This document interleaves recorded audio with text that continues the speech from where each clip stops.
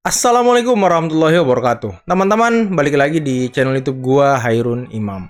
Nah, di video kali ini kita akan mendengarkan dan melihat bagaimana pidato yang sangat luar biasa dari Bapak Prabowo Subianto, Presiden terpilih Republik Indonesia dan juga sekaligus Ketua Umum dan juga pembina Partai Gerindra. Di dalam pidato Pak Prabowo ini, teman-teman, berisi kesaksian terkait dengan bagaimana kinerja, bagaimana kecintaan, dan juga bagaimana Pak Jokowi selalu memikirkan rakyat dan selalu mendahulukan kepentingan rakyat. Dan di pidato Pak Prabowo ini juga menjawab seluruh tuduhan-tuduhan dan fitnah yang selalu ditujukan terhadap Presiden Joko Widodo. Dan kata-kata pamungkas dari Pak Prabowo adalah ketika Pak Jokowi dicubit, maka seluruh kader Partai Gerindra merasakannya. Wah, ini kalian harus nonton sih, teman-teman. Oke, tanpa perlu berlama-lama lagi, mari kita simak pidato Pak Prabowo Subianto berikut ini. Bapak-bapak sekalian, ini kehormatan besar saya membuat suatu acara dan kita mengundang semua partai. Tidak hanya koalisi kita undang juga semua partai non-koalisi. Dan hadir perwakilan hari ini dari PDIP hadir juga Pak Azwar Anas. Ibu Puan mengirim salam karena ada acara DPR di Bali. Saya kira malam ini Pak Jokowi ini suatu langkah bukti contoh bagi banyak pihak dalam dan luar negeri bahwa suasana politik di Republik Indonesia ini memiliki ciri khas, yaitu di tengah persaingan, sesudah pertandingan, sesungguhnya kita bisa rukun kembali menjadi satu keluarga besar. Dan ini tidak sedikit peran kepemimpinan Bapak Joko Widodo. Tidak sedikit kepemimpinan beliau. Saudara-saudara, saya ini memang punya sifat, nggak tahu dari dulu, saya ingin bicara apa adanya. Saya bicara dari hati saya. Saya tidak suka untuk menjilat, saya tidak suka ngolor, istilah di tentara, Pak. Kita pernah bersaing, kita pernah berbeda. Bapak menang, tapi Bapak mengajak saya bergabung. Ini leadership, ini kepemimpinan, ini kenegarawanan, dan ini tidak sering terjadi di mana-mana. Tidak sering terjadi. Dan saya keliling kemana-mana, Pak. Tokoh-tokoh luar negeri selalu bertanya, kok bisa? Kamu kan 2 kali dikalahkan.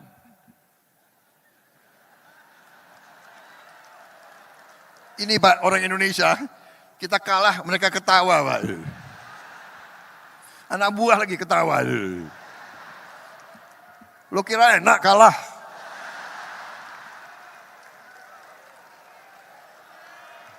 Pak, waktu saya kalah, saya ingat Bapak ke rumah saya. Bapak ke Kartanegara.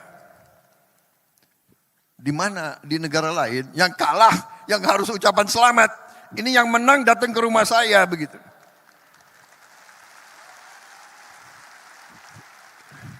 Makanya kalau ilmu kepemimpinan belajar dari orang Solo. Datang ke rumah, habis itu bawa undangan, mohon hadir pelantikan. Waduh, gimana ini? Makanya kalau urusan tentara, pertahanan, tanya Prabowo. Urusan politik aku datang ke orang Solo ini. Jadi tradisi harus dimulai. Dan maaf para profesor, orang-orang pinter di mana-mana, ya kan? yang banyak bicara di podcast-podcast itu. Saya sangat hormat sama Anda memang pinter. Tapi tradisi kita harus berani kita pertahankan budaya bangsa Indonesia sendiri. Budaya bangsa Indonesia, rakyat kita turun-temurun inginnya pemimpinnya rukun. Benar. Kalian suka enggak kalau pemimpin rukun kayak begini? Suka? Di kampung senang enggak rakyat teman-temanmu kalau pemimpin rukun seperti ini? Enggak apa-apa. Berbeda enggak apa-apa, ya kan? Ngeri-ngeri sedap.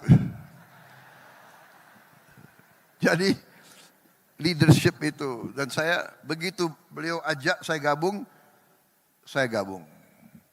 Setelah saya gabung, dari hari pertama sidang kabinet, ini bukan ngolor lagi.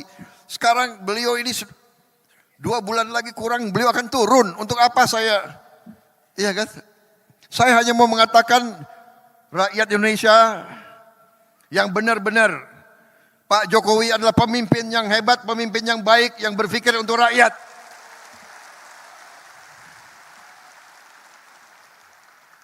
Dari hari pertama saya ikut kabinet, saya lihat pikiran beliau, kerja beliau luar biasa Pak. Saya enggak tahu saya bisa ikuti jejak Bapak Pak.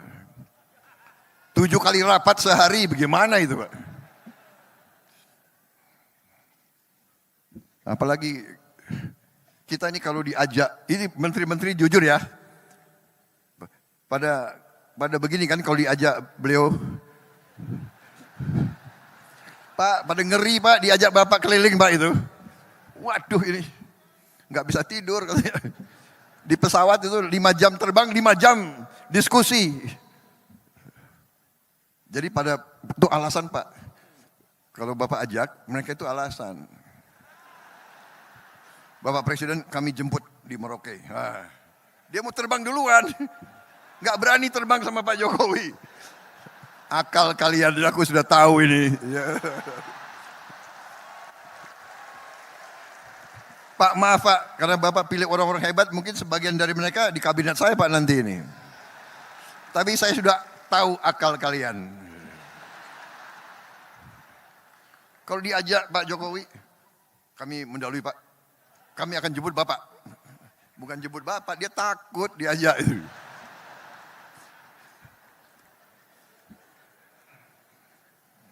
Habis itu makannya sedikit. Jadi Pak Jokowi itu makannya sedikit gitu. Jadi kalau saya diajak beliau terbang makanan, wah pingin juga ambil, tapi gimana ya? Presiden nggak ngambil, gue nggak ambil juga gitu.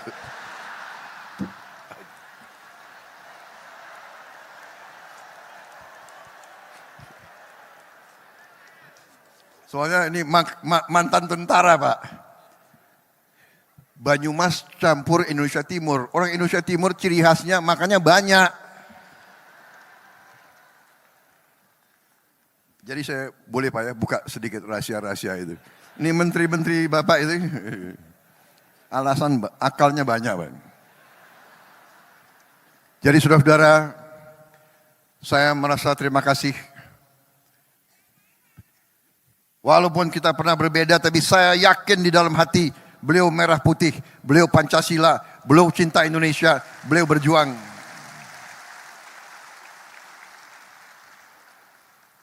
Jadi kalau akhir-akhir ini ada yang apa ya?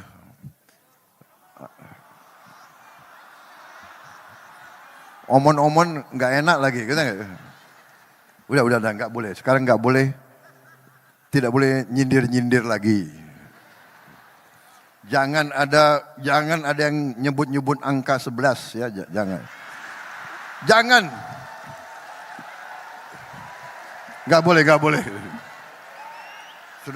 Saudara-saudara, tradisi kita lain. Demokrasi kita menurut saya, dan ini saya akan ajak tokoh-tokoh semua, demokrasi kita harus berani.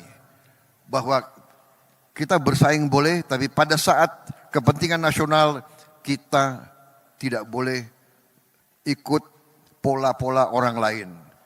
Mereka itu kalau oposisinya sampai nggak tahulah, sampai mengarah ke bermusuhan. Kita tidak boleh, kita tidak mau, dan kita insya Allah tidak akan.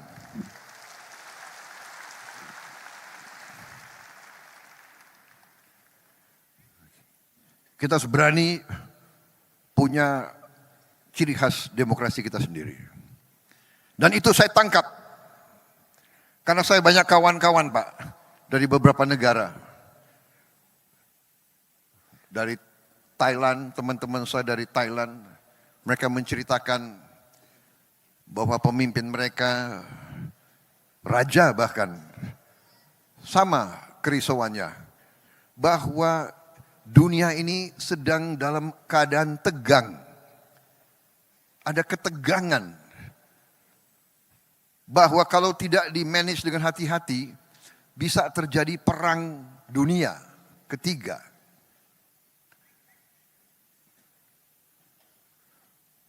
Perang di tempat yang jauh berpengaruh kepada kita semua.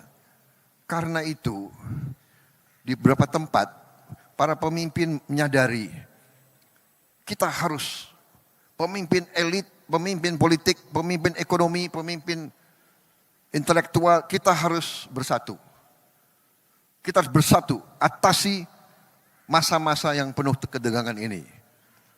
Untuk rakyat kita, untuk Indonesia bangkit, untuk Indonesia menjadi negara maju. Saudara-saudara, saya kira intinya itu, saya tidak akan lama-lama. Satu hal yang saya belajar dari Pak Jokowi, pidato beliau pasti pendek. Pasti pendek. Dan kalau beliau mimpin rapat kabinetnya pun pendek. Saya hitung Pak, semua rapat kabinet Bapak yang Bapak pimpin, paling itu 1 jam 15 menit, rata-rata. Tidak terlalu banyak omon-omonnya itu. Tegas, singkat. Jadi ini sesuatu yang saya harus belajar. Karena tradisi di Gerindra itu kalau pidatonya lama, Pak. Gak ada. Panitia sudah tahu, jadi dia nggak siapkan kopi di sini, Pak. Jadi saya kira pidato saya persingkat. Intinya terima kasih kehadiran Bapak, tapi lebih utama kami seluruh Selagorda, seluruh barisan Gerindra menghormati, menghargai pengabdian Bapak, dan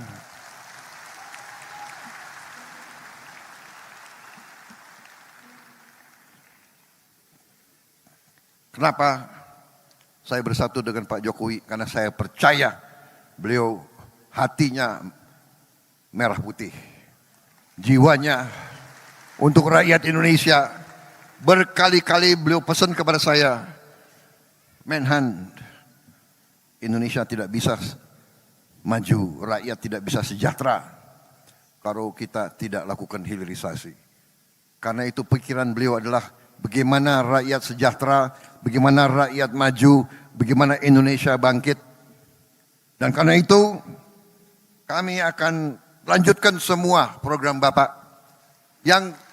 Yang kurang akan kita perbaiki. Dan kita tidak pernah mau bicara bahwa ada pemimpin yang paripurna, tidak ada. Semua pemimpin banyak kekurangannya. Apalagi saya, ya kan? Saya sadar bahwa saya ini banyak kekurangan. Tapi bersama-sama dengan semua kekuatan, insya Allah kita bisa berbuat yang terbaik untuk bangsa Indonesia. Terima kasih pengabdian Bapak sekian tahun.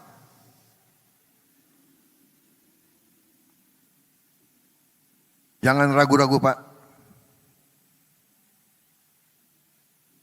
Kalau Pak Jokowi dicubit, yang rasakan seluruh partai Gerakan Indonesia Raya. Kita adalah petarung, kita adalah pendekar, kita ingin baik, tapi jangan salah hitung. Gerindra akan membela kebenaran, membela keadilan, membela kejujuran. Terima kasih Pak Jokowi, kami di belakang Bapak. Wassalamualaikum warahmatullahi wabarakatuh. Salam sejahtera bagi kita sekalian. Merdeka! Merdeka! Malam hari ini nggak tahu ya, rasanya saya senang saja. Gembira banget. Karena memang ini adalah pertama kali saya hadir langsung di tengah-tengah Bapak Ibu semuanya, keluarga besar Partai Gerindra.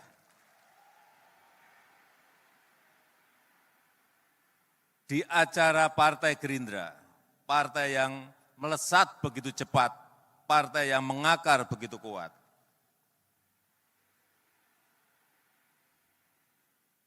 Bapak Ibu semuanya sangat beruntung dipimpin oleh Jenderal Purnawirawan Prabowo Subianto. Beruntung sekali dipimpin oleh seorang yang sangat visioner, konsekuen, pantang menyerah, dan kalau berbicara, apa adanya. Yang baik diomongkan baik, yang enggak baik omongkan enggak baik. Tapi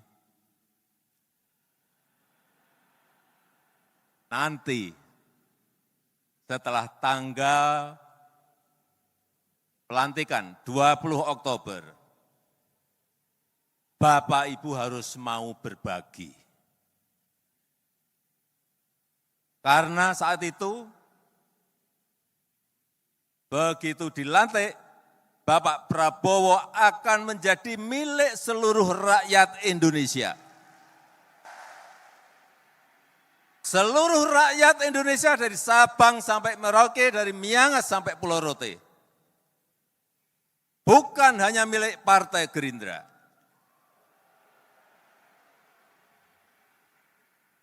Hati-hati mengenai ini.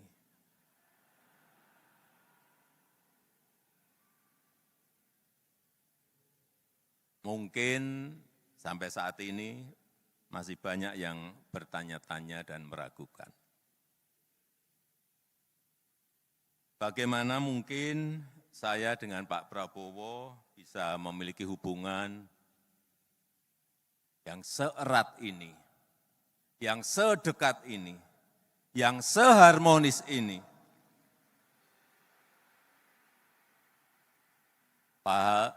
Padahal dulu rival. Padahal dulu kita saling berkontestasi. Tapi tadi sudah dijawab semuanya oleh Bapak Prabowo Subianto. Jadi saya tidak usah menerangkan lagi. Saya hanya ingin menyampaikan buat saya, Prabowo Subianto itu sangat spesial.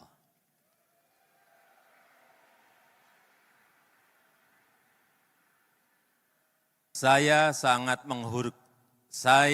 menghormati Pak Prabowo, sangat menghormati.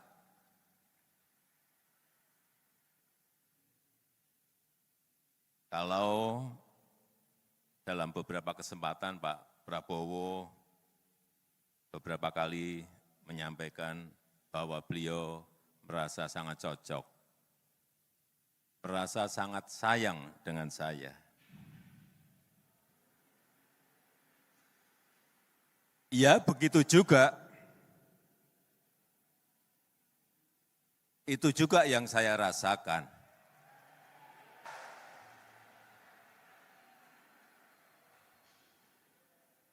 Di mana rasa kecocokan itu tumbuh karena apa? Karena saling rasa percaya.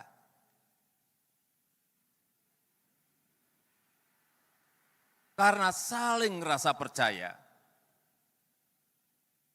Saling menghormati, saling pengertian meskipun kadang ada perbedaan-perbedaan. Itu yang sangat jelas saya rasakan. Saya merasa bisa saling percaya dengan Bapak Prabowo Subianto. Termasuk rasa percaya saya bahwa ke depan dengan kepemimpinan Bapak Prabowo Subianto, Indonesia dengan keberlanjutannya akan mampu meraih cita-cita Indonesia maju, Indonesia emas di 2045. Saya sangat meyakini itu insya Allah. Semuanya sesuai yang kita cita-citakan, yaitu Indonesia emas di tahun 2045. Bapak Ibu yang saya hormati, keberlanjutan itu sangat penting. Baik itu keberlanjutan program kerakyatan, baik itu keberlanjutan pembangunan infrastruktur dan SDM, baik itu keberlanjutan hilirisasi industri, IKN dan ekonomi hijau yang tadi juga telah disampaikan oleh Bapak Prabowo. Karena dengan begitu, bangsa ini tidak habis waktu, tidak habis sumber daya, tidak habis energinya, hanya untuk berganti arah, hanya untuk berganti program setiap kepemimpinan, hanya untuk berganti haluan setiap ganti kepemimpinan. Dan hanya seorang yang berjiwa patriot, yang sangat mencintai Negara Kesatuan Republik Indonesia, NKRI, yang tidak mementingkan ego pribadi, yang tidak mengenal kata menyerah.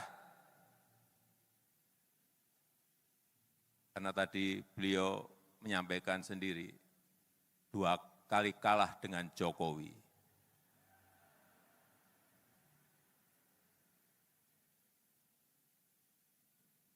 Dan yang bisa melanjutkannya itu semua ada di Bapak Prabowo Subianto.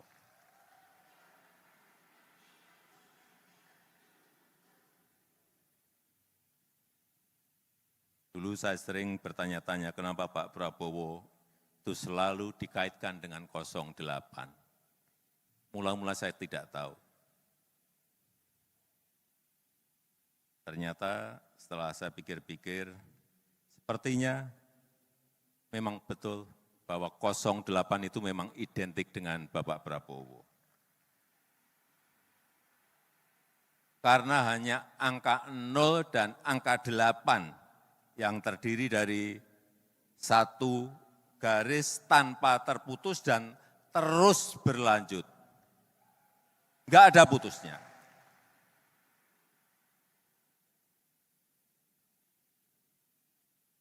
Iya, berarti 08 memang angka yang mencerminkan keberlanjutan. Itu secara spiritual. Dan juga bisa jadi 08 itu angka keberuntungan Bapak Prabowo. Saat ini menjabat sebagai Menhan ke-26, 2 tambah 8. 2 tambah 6, 8. 2 tambah 6, 8. Rumah dinas beliau yang saya tahu nomornya juga 8. Saya enggak tahu diganti atau tidak sebelumnya, tetapi memang angkanya nomor 8. Dan tidak hanya sampai di situ. Pak Prabowo Gibran juga menang pemilu dengan suara 58,58%. Ada 8-nya terus. Pak Prabowo nanti saat dilantik menjadi Presiden Indonesia yang ke-8.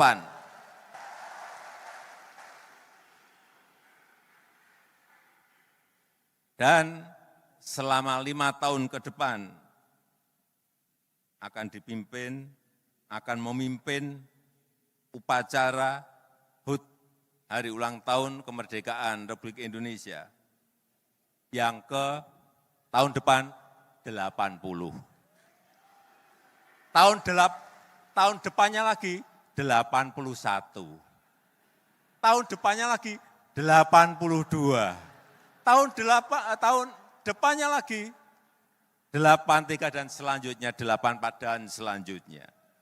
Semuanya memakai angka 8. Memang kelihatannya sudah takdir dan sudah digariskan oleh Allah Subhanahu wa taala. Dan saya ingin menyampaikan kembali selamat kepada Bapak Prabowo Subianto yang telah diberikan kepercayaan oleh rakyat sebagai presiden terpilih tahun 2024-2029. Semoga Allah Subhanahu wa taala memudahkan Bapak dan bangsa Indonesia dalam mencapai kemajuan, dalam mencapai kemakmuran dan menjadikan Indonesia sebagai negara berpenghasilan tinggi yang berkeadilan dan berkelanjutan. Terima kasih. Wassalamualaikum warahmatullahi wabarakatuh. Salam Indonesia Raya. Gerindra menang. Prabowo Presiden. Terima kasih. Mari kita ucapkan terima kasih pada Presiden Joko Widodo. Terima kasih. Terima kasih. Terima kasih. Bapak terima kasih. Terima kasih. Terima kasih. Terima kasih. Terima kasih Bapak Jokowi. Terima kasih. Terima kasih. Terima kasih. Terima kasih. Terima kasih Bapak Jokowi. Terima kasih. Nah, teman-teman, itulah tadi pidato yang sangat luar biasa dari Bapak Prabowo Subianto, Presiden terpilih Republik Indonesia, sekaligus Ketua Umum Partai Gerindra dan juga pembina Partai Gerindra, teman-teman. Bisa kita dengarkan tadi bagaimana kesaksian dari Bapak Prabowo Subianto terkait kinerja yang sangat luar biasa dari Bapak Jokowi. Bagaimana Pak Jokowi selalu mengedepankan dan memikirkan rakyat di setiap rapat-rapatnya, teman-teman. Dan Pak Jokowi bekerja untuk rakyat tanpa mengenal capek karena beliau bisa rapat 7-8 kali sehari, teman-teman. Hanya untuk bagaimana memikirkan kebaikan Indonesia ke depan. Wah, ini sangat luar biasa, teman-teman. Dan masih banyak lagi tadi pengakuan-pengakuan dari Pak Prabowo, termasuk beliau menyinggung podcast-podcast yang sangat luar biasa, bagaimana orang-orang memfitnah, bagaimana orang-orang melakukan tuduhan-tuduhan liar terhadap Presiden Jokowi, tapi seluruh tuduhan itu, fitnah itu dijawab sangat luar biasa oleh Pak Prabowo Subianto di pidato ini. Oke teman-teman, mungkin cukup sekian dulu video kali ini. Jangan lupa like, subscribe, dan share videonya. Akhir kata, billahi taufiq wal hidayah. Wassalamualaikum warahmatullahi wabarakatuh. Bye-bye.